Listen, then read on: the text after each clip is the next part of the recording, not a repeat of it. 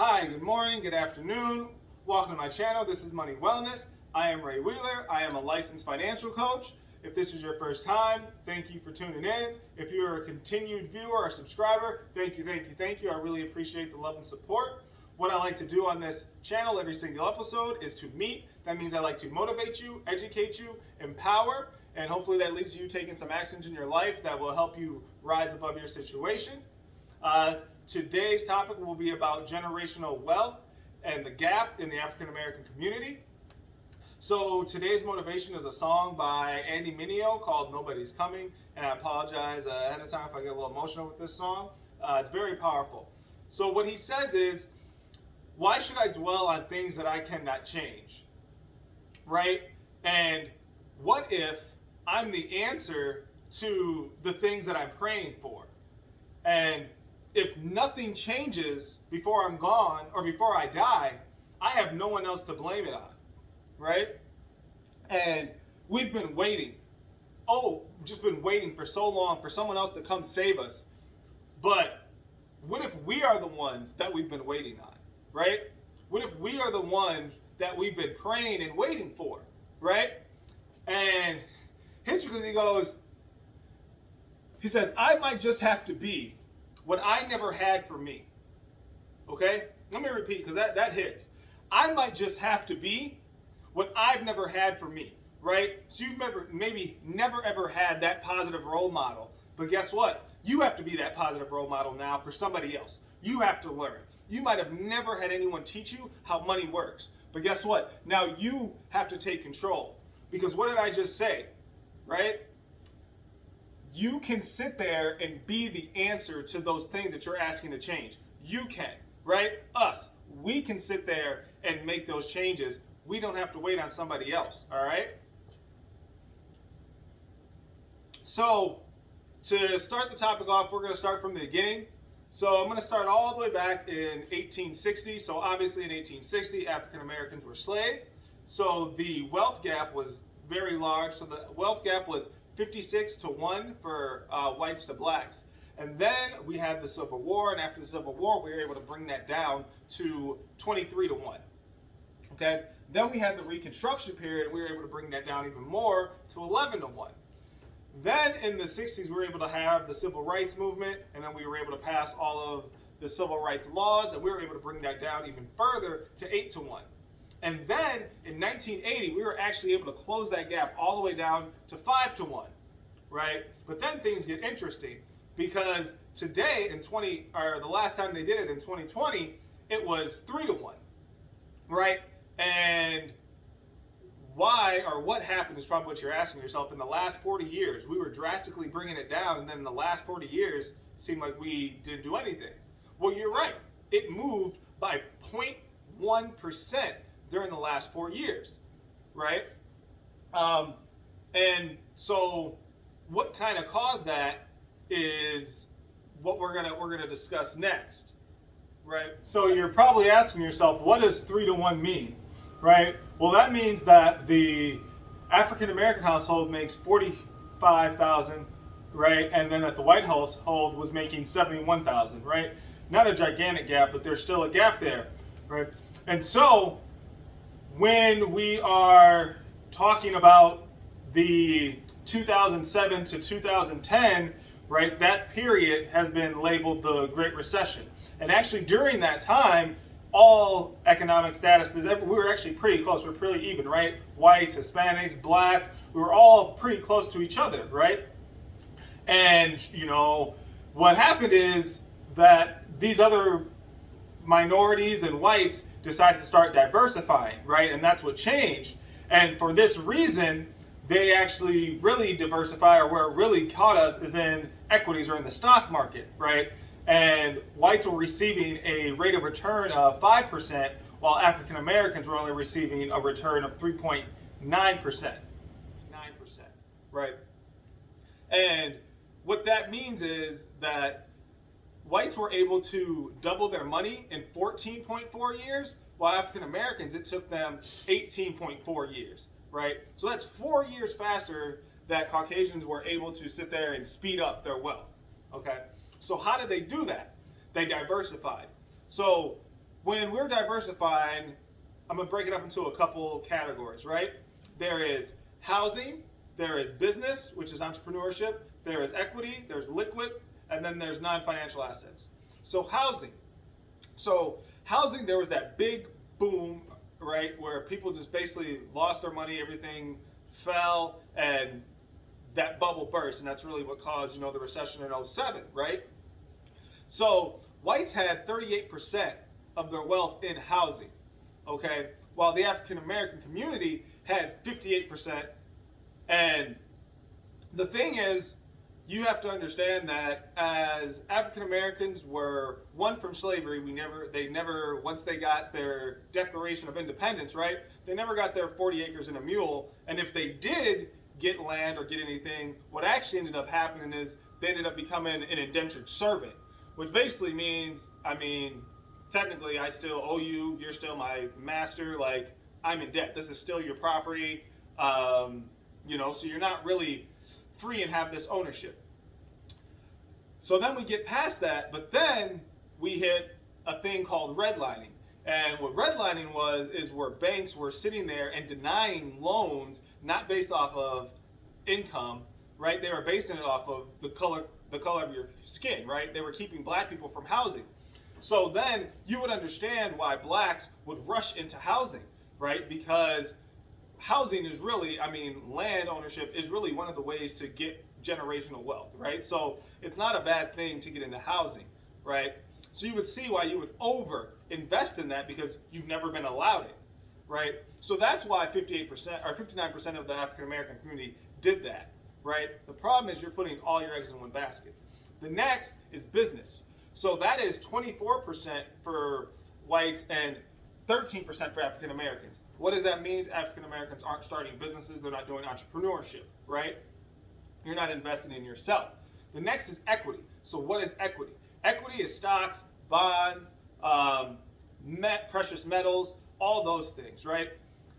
Whites were investing at 18%, while African Americans are only investing at 7%, right? 7% of their wealth and assets are in the stock market, which, if you know anything, the stock market has gotten historically a 10% rate of return. That means your money would double every 7.2 years. So putting your money in the stock market is very important, right?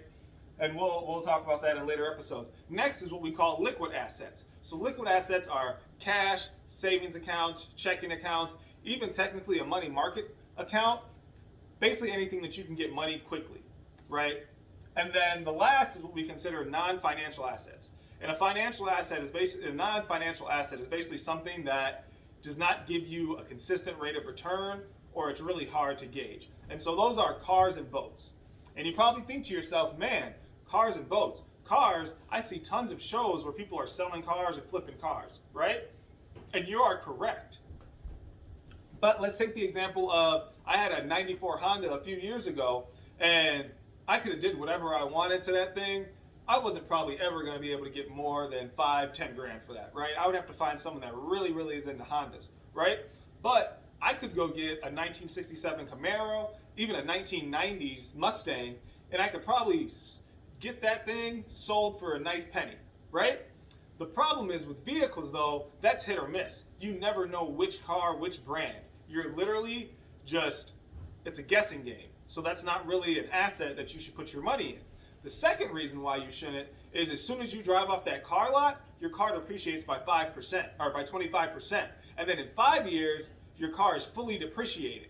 So most people are actually still paying on their cars for like 7-8 years. And you've already lost all the value in your vehicle by that 5th year. So that is another reason why that is happening. So on top of that, what we call high net worth is where you're really gonna see this gap. So high net worth is usually people that are up in the upper 6 figures, right? And then so for whites, their average high net worth is $983,000, right? While in the African American community, it's only $142,000, right? That's huge.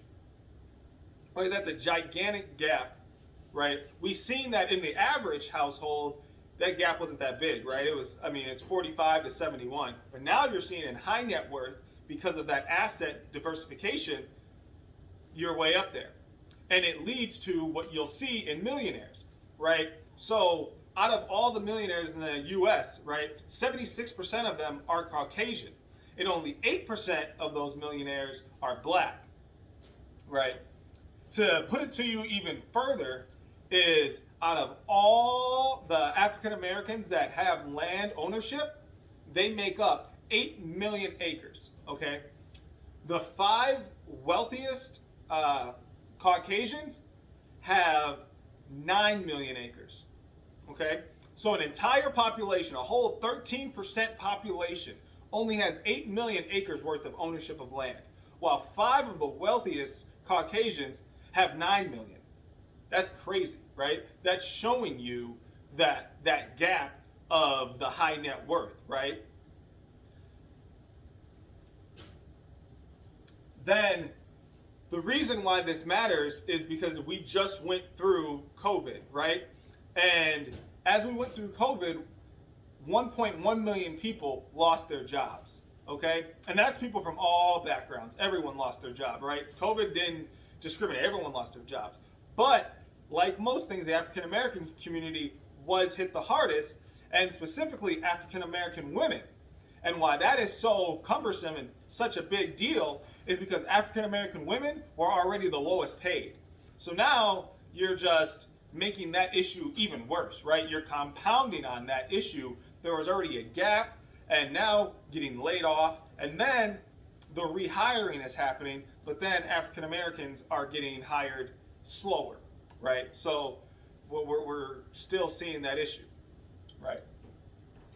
Now, how can and what can we do to start making these changes? Well, let me give you guys some information. The African American household, right, as a whole, contributes holds actually $4.6 trillion, right? And has a buying power of $1.6 trillion, okay? So the money is there, right?